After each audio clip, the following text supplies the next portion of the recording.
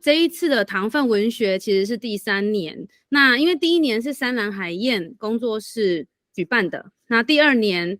是我们举办的，然后第3年也是我们。那可能大家不管是新的朋友或是旧的朋友，可能都不太了解过去在做什么。那我们今天就会先请志轩来跟大家介绍，你说说工作室是在做什么，然后还有我们过去2年糖分文学，我们曾经一起做过哪些事情，让大家有一个了解。好，那就把时间交给志轩。好的，好，那就是因为今天有旧朋友有新朋友，所以还是要介绍一下你说说工作室。就是你说说工作室呢，它是在太巴朗的一个神秘的秘密基地的一个地方，这样。但其实我们通常都在缓缓书屋里面聚会。那你说说工作室我们在做的事情，其实就是部落里的田野调查，然后还有做文史相关的工作。还有一个很重要，为什么要出现这间工作室的原因，就是绘本的出版。对，那你说说工作室会出现，其实是因为我们的阿瓦还有我们的工作室的其他伙伴吴赛，他们想要有可以用阿美语讲的绘本。然后所以对像燕少的这个巡山达拉祖拉嘎莫，就是我们想要有用阿美族语讲话的绘本这件事情，所以就申请了这间工作室叫做你说说。对，那刚刚有讲到糖分文学，今年是第3年，第1年叫做掉进甘蔗田，第2年叫做这里有田，然后第3年叫做就这样。对，然后我们也是一路上误打误撞，然后走到了现在。对，然后刚刚其实有很多的朋友也都有分享到，就是自己为什么有想要来，可能自己本身住在糖厂附近，或是以前小时候曾经有这样的劳动经历。然后为什么我们当初想要做糖分文学，其实有一个很重要的原因是，当我们在看台湾的糖业劳动的故事的时候，我们会发现它并没有一个原民角度书写的一个文章或是一个论述，就是所有的我们可以查到的文献可能是日本人或者是国民政府来台湾的时候他们所书写的，可是其实没有人记录下到底原住民在这样的一个过程之中他扮演什么样的角色，尤其是糖在制糖的年代里面，花莲的整个平原种满了甘蔗，就是从北到南到富里都是甘蔗田。那一定会有非常多的原住民是在这其中参与最低层的劳动的工作。那因为我们在做访谈的时候，也确实所有的姨娜们都是告诉我们，采甘蔗是一个非常非常辛苦、非常非常累的事情，这样子。对。然后在第1年，我今天在整理资料的时候才发现，我们做了这么多事啊。我们第1年的时候的故事主题其实是聚焦在劳动这件事情上面。就是包含了我们去大富社区，光复以南大概10分钟有个大富车站。那大富车站那边早期是一个移民村，那边早期的人都是跟甘蔗有关的人，在这边做移居。那我们的有一个很好的朋友赫克老师，就是有写了一本书，所以我们就请老师带我们到大富社区去走一走，去认识这一块土地。然后我们也去听听看，在光复太平洋地区这边的传统地名的故事。然后掉进甘蔗田呢，就是比较是针对糖这个部分的地方劳动来去，就是邀请了一些老师们来跟我们分享。对，然后也有做读书会，就是我们想要知道说我们是怎么去转换田野资料的。然后第3个是美丽劳动。美丽劳动就是一个题目更大的，我们从妇女劳动讲到海洋劳动，再讲到城市里的钢铁劳动，就是2021年这一年，其实我们都在一个劳动的状态，而且我们还遇到了疫情。就是原本想说要带大家去走访，一想要办活动呢，然后就马上3级警戒，大家全部关在家里。然后2021到2022的活动几乎都是线上，就是我们就是这样在云端，然后跟老师们把这些事情完成，非常的神奇，就这样完成了。那在2022年，我们就是完全把焦点放在甘蔗吧，就是因为其实是花莲县文化局希望可以有一个关于跟糖有关的糖分文学，所以我们就是把重点更聚焦在甘蔗，我们去了解甘蔗到底是怎么种的。甘蔗它不是放种子下去然后长芽，不是，它是要拿甘蔗来，然后让它长出甘蔗的芽，然后再把它放倒，然后让甘蔗长出来之后，你要去筛选，这个可能在太多空间要砍掉，让它可以长得好好的。就是种甘蔗有很多的美感。就是我们也在去年的时候去了一些甘蔗田，甘蔗田可能1-2只甘蔗，然后去这个是糖甘蔗哦，然后去另外一个这个是白甘蔗哦，就是现在种甘蔗的人虽然很少，但是我们还是透过我们的身体去认识这件事情。然后去年的时候，我们做了非常大量的劳动访谈，不管是在文件站里面，或是到伊娜妈妈的家里面，就是去听他们讲故事，有很辛苦劳动的故事，然后也有发明了很厉害机器的阿公的故事，就是有很多不同的跟糖有关的劳动都在我们的访谈。那在今年也会分享给大家。然后另外一个很重要的事情就是我们想要做小报。所以我们在去年也有开设了跟报纸编辑还有书写相关的工作坊还有课程，就是请了一些当时写字的玉萍跟海边港口部落那边的荔枝来跟我们做分享，说到底是他们是怎么做田野的转换，我们要怎么去了解刊物是怎么出现的这样。因为刚刚前面有说你说工作室呢是来做绘本的，但其实做绘本之前没有人做过绘本，那结果我们就出了2本绘本之后，我们来做刊物了，没有人做过刊物。对，所以刚刚又有人讲到对于这是刊物的它是怎么出现的这件事情很好奇，就是对我们来说也是一个很神奇的历程，就这样慢慢的走过来，然后我们就把这本刊物做出来了。然后在2022年还有一个很重要的题目是关于传统领域的文史的这个部分，那这个部分跟耆老的访谈都会是我们今年在第2阶段的课程里面的重点这样子。对，然后除了我们的访谈，因为都是网络线上嘛，就是我们可能邀请了老人家到缓缓书屋，然后我们用线上直播的方式让大家看到之外，我们去年用走路的方式从太巴朗出发往是南北嘛，往南北向对，往南北向去走路，我们去认识我们的传统的地图。那其实要走这个路，我们也是想知道说以前种甘蔗的范围在光复到底到哪里，这样就是从我们的田调里面去认识这件事情。所以我们去年就有2场次的走路，走了1整天的路，然后听故事的2场工作坊。对，然后我们就出了我们的，然后这是小报的部分。然后我那边有个 QR code， 如果是用电脑的同学可以用手机扫描，或是等下晚一点我再把链接放到留言处，如果有还没有看过的话。那其实在设计这篇小报的时候啊，我们一直在做删减的动作，我们想了好多东西想要放，多到这本刊物我们甚至有4期的主题可以做。对，然后但是还是先出了这一题。然后像这个的封面就是费尽的苦心，大家可以看到这个封面呢，摊开之后它有4种不同的车，那它其实代表的是4个不同时期载运甘蔗的方法。那其实这个在我们的田调里面，我们也有听到阿嬷说早上凌晨3、4点要起床，然后要坐3、4个小时的牛车。对，就是从牛车然后到5分车，是我们是封面想要讲的运输的故事，但是光运输这件事情，其实它是可以写很多不同的故事。好，然后另外我们也有做祈祷的访谈，然后像我们的万文中阿公呢，他是今年91吗？还是96岁吗？忘记，对嘛，96岁，对的阿公，就是他有跟我们分享了，就是关于他糖的故事，在糖业劳动里面他的自己的故事。然后也有一些老照片，就是在我们的刊物上面都可以看得到。那这些也是我们今年在做我们的糖分小册的时候，这里小册的时候希望可以继续延续的内容。对，然后另外一个我觉得我们的小报里面很有趣的是种甘蔗的每一个部位的名字要怎么采收，每个采收有它的名词叫做什么这样子。对，然后所以刚刚讲了嘛，这份刊物里面它的议题真的很多，就是从甘蔗成长，然后一直到土地的议题，就是我们花了蛮多的时间在网络上线上的开会讨论，然后去删减，然后宝宝这边跟每一位写手或是会者来去沟通，到底我们要的篇幅，我们的落版要长什么样子，所以是一个蛮有趣的一个一起共创的一个过程。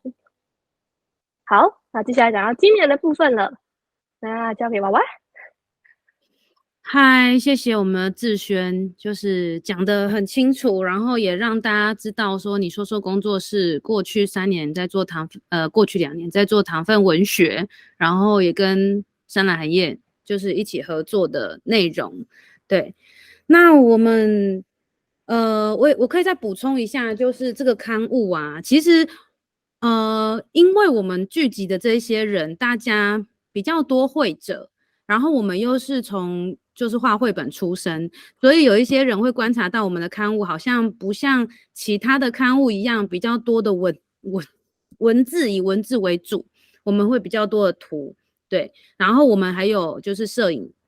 拍照的部分跟老照片，对对，所以其实就是我们的一个产出，它取决于我们团队的成员大家的一些分享或是一些能力的贡献。对，那今年新加入的一些伙伴，他们在有一些人留言说可以用，就是比方说扫 QR code 就可以听到老人家说故事的声音啊，或者是可以有一些影像的拍摄啊、剪辑啊，我觉得都是可以补充我们的小册，让大家有更多不同媒体认识的方式。对，这个我们其实就是看每一个来参与的成员，大家可以想要怎么走，然后我们就一起往那个方向走，是这样子的。对，好，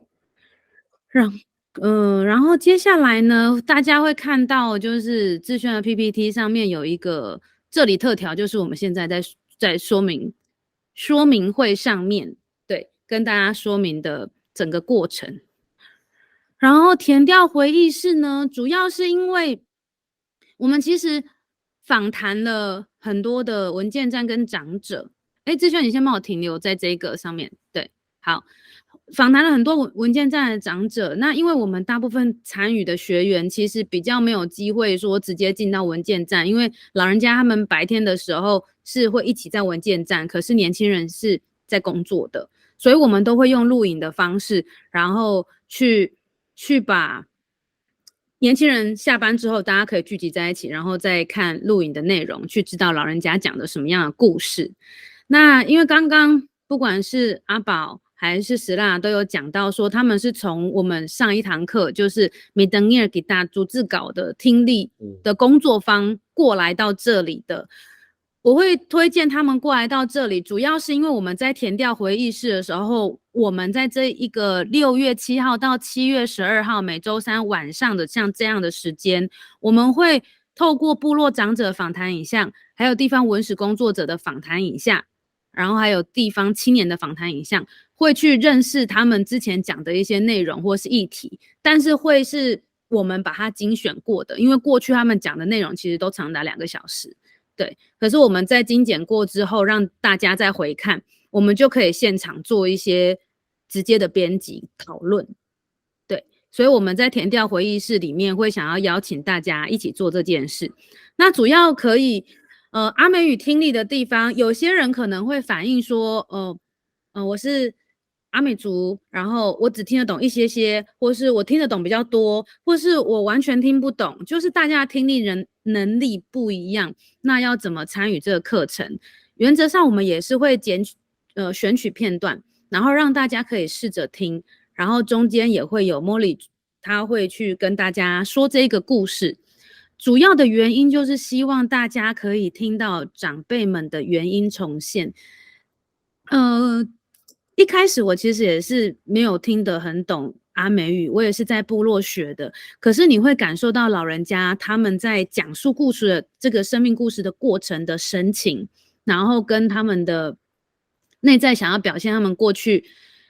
发生了什么事。所以即便听不懂，我觉得都可以试着听听看。对，所以就安排了这样子的访谈影像，在填调回忆室里面带大家一起听。那编采工作坊呢，我们现在目前暂定名称是这里小册，可是这个也是会我们大家确定开始工作了之后，我们会在一起定它的名字。然后这一次大家可能会去想说，去年我们有几个编辑的老师，像说阿洛啊、雨珍啊、荔枝啊、玉萍啊，就是有一些他们都是在不管是书籍或者是在刊物上面是很有经验的编辑老师，怎么这一次没有编辑老师？那这一次我跟志轩还有茉莉，我们主要内部来讨论的时候，我们其实会想说，我们这一次想要用我们大家一起聚集的力量，然后再加上我们过去也有一些相关的经验，然后我们也希望找到就是不同能力的编辑者，比方说，像阿宝跟 Summer 他们过去也有文字的刊物编辑写作能力，然后可能像把奈还有阿宝，我们是做绘本相关的，然后可能不纳尔他是做影像相关，还有燕少也是做影像相关的，就是大家有自己的基础的编辑能力，然后我们再一起看怎么合作。所以这一次就是没有老师制，我们彼此是彼此的老师，也是彼此的学员。对，所以就希望透过这样子紧密的方式，然后我们这群人想要做些什么，而且现场的这群人其实不止这些人哦，还有一些人是因为可能今天没办法上来，然后我会提供录影给他，所以我们最后的报名是在6月2号，反正就是下礼拜3之前报名截止。好，下礼拜3报名截止之前，我们会确定我们的学员们大家一起来参加。对，所以最后的成果会是我们大家一起做出来的。对，所以在这部分跟大家做一个说明。好，然后志轩可以放一下后面的 PPT。好，这是刚刚讲的填调回忆室，然后我们每一次的聚会都会用录影的方式，因为我们发现大家现在有很多不同的斜杠工作，可能当下没办法上线。然后，因为我们在米登尼尔给大那个逐字稿的工作坊里面发现这是蛮好的，因为大家真的想要参与的，他有录音档，他也是可以参与。对，然后我们前面2年还有一位很重要的梅林老师，梅林老师是嘎定老师，也是太巴朗的媳妇，然后他是我们的阿美语的优级。那因为我们今年的小册其实会希望，如果大家有看过那个这里小报稿里办的时候，你会发现里面的阿美语比较多的部分，可能就是这里有田的这一篇在介绍甘蔗的一些词汇，但是我们希望说今年的阿美语的内容是可以更多的，那也希望我们可以把老人家的一些故事用短篇式的文章把它书写下来，那这个部分它需要一些需要老师做审稿，我们就会请就是有能力做逐字稿的人就可以做逐字稿，那有能力审稿，比方像说茉莉或是嘎定老师，我们就会请他们做审稿。对，那大家有人是用画的，有人是用拍照的，就是把能力分享出来，就大家一起合作做这些事情。好，接下来 OK 这个部分我们刚刚有讲到了。好，编采工作补充一个，对，就是刚刚没有讲到，是因为去年就是刚刚讲到是7号的访谈会有双语嘛，阿美语跟华语双语，然后也会延续照片的部分，然后还有一个是文字创作的部分，就是如果说有一些朋友是对文学创作，不管是诗啊或者是一些散文类的，这次都很欢迎。就是我们希望这一本这里小册的是很丰富的，它不是只是一个填调记录，它也可以有一些大家可能吸收这些资料之后的再创作。对，就是不管你是绘画上的创作还是文字上的创作，这次都非常的踊跃的接受大家的投稿。对。然后我也帮就是花莲县文化局，它是我们的承办单位，然后就是窗口英利，然后还有简科长，就是我们有去跟他们根据我们这一份计划跟他们讨论，然后科长非常支持我们，然后也非常希望说这件事可以是很开放的，因为我们教糖分文学嘛，你说工作室可能比较擅长的就是在蔗糖劳动文史方面，那其他学员的加入其实也可以用，比方说可能是诗啊，或者是歌啊，或者是用绘画、用声音收集、采录，就是科长那边希望可以有更多不同的文学形式展现在这一次第3年的糖分文学。所以如果现在参加的朋友也发现，可能有一些你的朋友适合，那也可以跟他推荐这个活动，然后跟我们一起来做这一次的编辑。然后我们就是预计招收15位同学，大家一起合作。好 ，OK， 好哦。那目前我看一下我还有没有要补充的，然后大家也可以想一下有什么问题，我们就可以来讨论，然后来回答一下。然后我先稍微回答一下，就是我想象可能大家会有的问题，